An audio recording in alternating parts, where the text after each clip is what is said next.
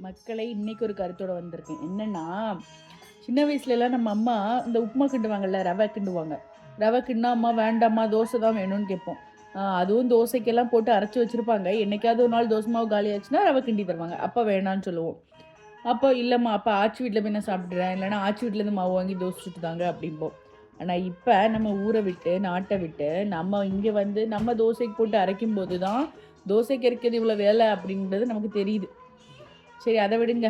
தோசை மாவு காலியாயிடுச்சுன்னு காலையில ரவைய கிண்டி வச்சா, என் பையன் என்னைய மாரியே திங்க மாட்டேங்கிறான். அவன் மீதி வச்சிருந்தான்ல, இத பாருங்க. அத ஈவினிங்ல சாப்பிட்டுட்டு, காஃபி குடிச்சிட்டு இருக்கேன். சரி பரவால்ல. உப்புமாவாவது கிடைச்சதே அப்படின்னு சாப்பிட்டுட்டு இருக்கேன். இப்ப தான் எனக்கு உப்புமாவோட அருமையும் புரியுது, தோசை மாவோட அருமையும் புரியுது. என்னடி? காரா? சரி ஓகே. உப்புமா வேணுமா உனக்கு? நோவா? பாருங்க.